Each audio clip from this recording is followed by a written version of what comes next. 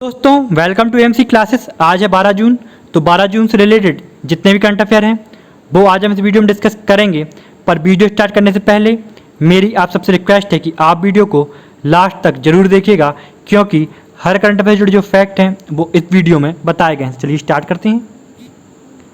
First question है, high mark युद्ध अभ्यास किस देश द्वारा किया जा रहा है?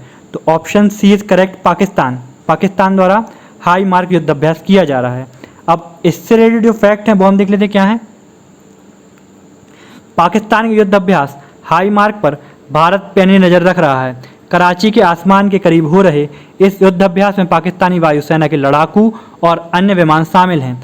यह युद्ध अभ्यास पाकिस्तानी हवाई क्षेत्र में हो रहा है और पाकिस्तानी वायुसेना ने अपने इस हवाई अभ्यास की जानकारी देने के लिए नोटिस टू एयरमैन जारी किया है। अब और क्या फैक्ट हैं इससे रिलेटेड वो हम देख लेते हैं। पाकिस्तान की राजधानी इस्लामाबाद है। पाकिस्तान की मुद्रा पाकिस्तानी रुपया है। प्रधानमंत्री पाकिस्तान के इमरान खान हैं। पाकिस्तान के राष्ट्रपति कौन है? तो आरिफ अलवी हैं। नेक्स्ट, भारत में एशियाई शेरों की आबादी में कितने प्रतिशत की रिकॉर्ड वृद्धि हुई है? तो ऑप्शन ए इज करेक्ट, 29% की रिकॉर्ड वृद्धि हुई है। अब इससे रिलेटेड जो फैक्ट हैं वो हम देख लेते क्या है। एशियाई शेरों की संख्या में साल 2015 में 523 से बढ़कर 2020 में 674 हो गई है, जो शेरों की आबादी में 29% की वृद्धि को दर्शाता है। पश्चिमी गुजरात में स्थित गिर अभयारण्य में यह जंगली शेर पाए जाते हैं। यह घोषणा गुजरात सरकार द्वारा की गई थी। इसके अलावा साल 2015 से 2020 की अवधि में शेरों के इलाकों में भी 36% की वृद्धि दर्ज की गई है। 2015 में शेरों का इलाका लगभग 22,000 वर्ग किलोमीटर था, जो 2020 में बढ़कर 30,000 वर्ग किलोमीटर हो गया है। नेक्स्ट, तो गुजरात के मुख्यमंत्री कौन है? विजय भाई आर रूपानी हैं। राज्यपाल आचार्य देवव्रत हैं और राजधानी गांधी नगर है। नेक्स्ट, किस सोशल मीडिया प्लेटफॉर्म ने भारत में फ्लीट्स नामक एक नई सुविधा शुरू की है? तो option D is correct, Twitter ने। ट्विटर ने क्या किया है? फ्लीट्स नामक एक नई सुविधा शुरू की है। अब इससे रिलेटेड फैक्ट क्या है वो हम देख लेते हैं। ट्विटर ने हाल ही में भारत में फ्लीट्स नामक एक नया टेस्ट फीचर लॉन्च किया है, जो उपयोगकर्ताओं को 24 घंटे के बाद गायब होने वाले संदेशों को पोस्ट करने की अनुमति देता है। यह फीचर इंस्टाग्राम या फेसबुक पर पेश किए गए स्टोरीज फीचर जैसा है। हालांकि फ्लीट्स में लाइक, रीट्वीट या पब्लिक रिप्लाई जैसे फीचर नहीं है। ट्विटर ने ब्राज़ील और इटली के बाद भारत में इस फीचर की शुरुआत की है। यह ट्विटर एप्लीकेशन के नवीनतम संस्करण पर उपलब्ध होगा। नेक्स्ट, तो ट्विटर के सीईओ कौन है? तो जैक डॉर्सी हैं। स्थापना कब हुई थी ट्विटर की? तो 21 मार्च 2006 को सैन फ्रांसिस्को कैलिफोर्निया में हुई थी। इसका मुख्यालय कहाँ है?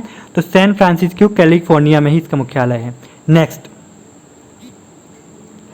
किस राज्य ने गौहत्या से संबंधित कृत्यों के लिए कारावास और जुर्माने के लिए अध्यादेश को मंजूरी दे दी है? तो option B is correct, Uttar Pradesh. Uttar Pradesh सरकार ने इस अध्यादेश को मंजूरी दे दी है। अब इससे रिलेटेड फैक्ट क्या है वो हम देख लेते हैं।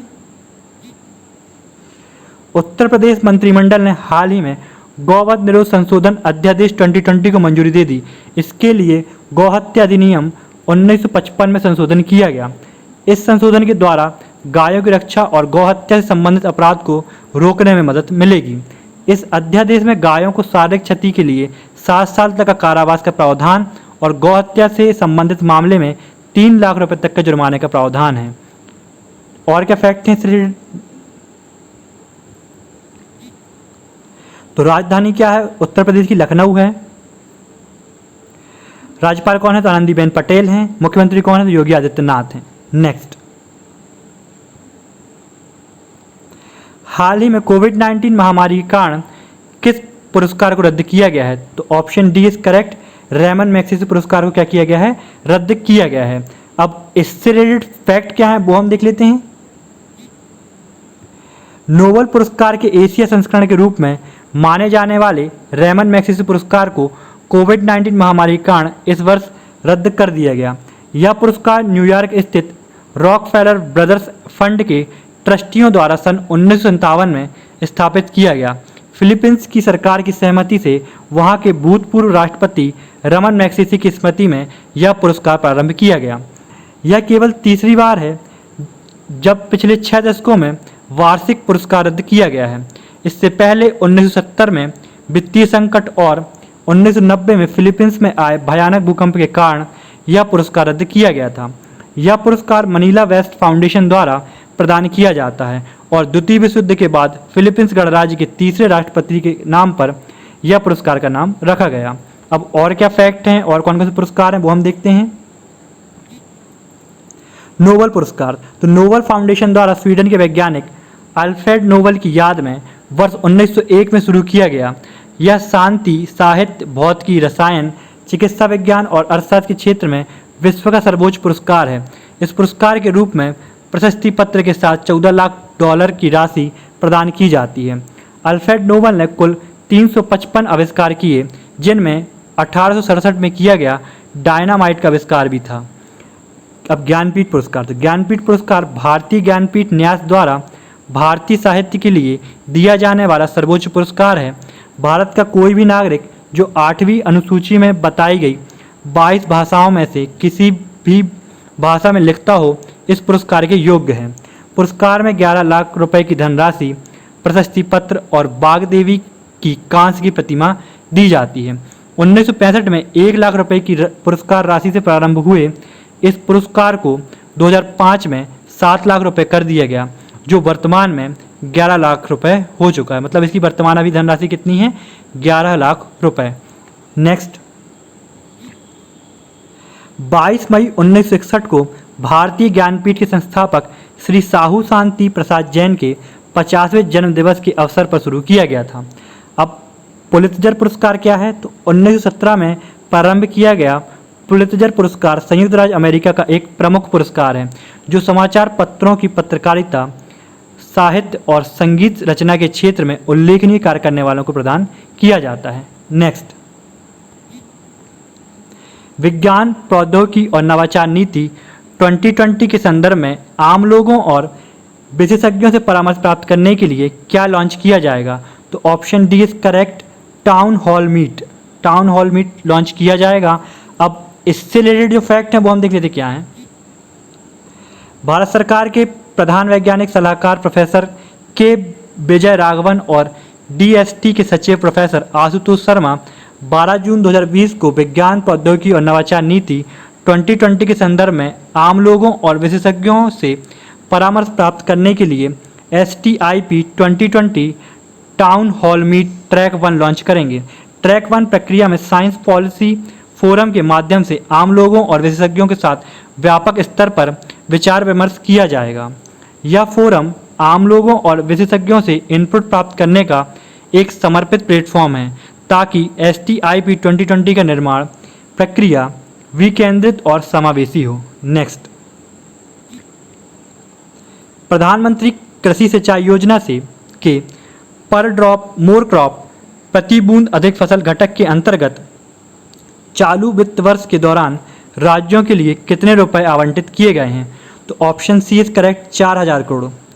4000 करोड़ राज्यों को आवंटित किए गए हैं प्रधानमंत्री कृषि सिंचाई योजना के तहत। अब इससे रिलेटेड जो फैक्ट हैं वो हम देख लेते क्या हैं।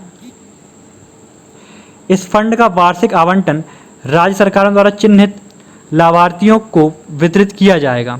PMKSY PDMC के तहत सूक्ष्म सिंचाई प्रौद्योगिकियों यथा ड्रिप और स्प्रिंकल सिंचाई प्रणालियों के माध्यम से खेत स्तर पर जल उपयोग की क्षमता को बढ़ाने पर फोकस किया जाता है।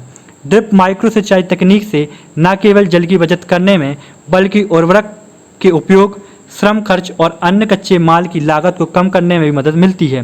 राज्यों में सूक्ष्म सिंचाई के विस्तार के लिए राष्ट्रीय कृषि और ग्रामीण विकास बैंक नाबार्ड के साथ मिलकर 5000 करोड़ रुपए का सूक्ष्म सिंचाई कोष बनाया गया है। कितने रुपए का है सूक्ष्म सिंचाई कोष? 5000 करोड़ रुपए का। अब और क्या फैक्ट हैं इससे रिलेटेड वो हम देख लेते हैं। साथ ही इसका लक्ष्य किसानों को सूक्ष्म सिंचाई प्रणाली स्थापित करने हेतु प्रोत्साहित करने के लिए PMKSY PDMC के तहत उपलब्ध प्रावधानों से पूरे सूक्ष्म सिंचाई को बढ़ावा देना है। इस योजना के तहत वर्ष 2015-2016 से वर्ष 2019-20 के दौरान लगभग 47 लाख हेक्टेयर भूमि में सिंचाई सुविधाएं उपलब्ध कराई गई हैं। नेक्स्ट, वह पहली महिला कौन है जो महासागर में सबसे गहरे तल तक पहुंची हैं? तो option D is correct, doctor काथी सुलीवन। डॉक्टर काथी सुलीवन हैं जो महासागर में सबसे गहरे तल तक पहुंची हैं। अब इससे रिलेटेड फैक्ट क्या है वो हम देख लेते हैं। 7 जून 2020 को अंतरिक्ष यात्री एवं समुद्र वैज्ञानिक काथी सुलीवन इतिहास में पहली महिला एवं 5वीं व्यक्ति बन गई हैं जो महासागर में सबसे गहरे तल तक पहुंची हैं, जिसे मारियाना ट्रेंच में चैलेंजर डीप गर्थ कहा जाता है। काथी सुलीवन वर्ष 1984 में अंतरिक्ष में जाने वाली पहली अमेरिकी महिला भी हैं। क्या है ये? 1984 में अंतरिक्ष में जाने वाली पहली अमेरिकी महिला भी हैं। National oceanic and atmospheric administration के अनुसार महासागर की औसत गहराई लगभग 12,100 फीट है और इसके सबसे गहरे हिस्से को चैलेंजर गर्त कहा जाता है, जो पश्चिमी प्रशांत महासागर की सतह के नीचे स्थित है। यह लगभग 36,200 फीट गहरा है। Next, national oceanic and atmospheric administration के बारे में जानते हैं। यह संयुक्त राज्य अमेरिका के वाणिज्य विभाग के भीतर एक अमेरिकी वैज्ञानिक एजेंसी है। यह महासागरों, प्रमुख जलमार्गों एवं वातावरण की स्थितियों पर अपना ध्यान केंद्रित करता है। Next, NASA distinguished service medal से किसे सम्मानित किया गया है? तो option B is correct, Ranjit Kumar को। रंजीत कुमार को इस पुरस्कार से सम्मानित किया गया है।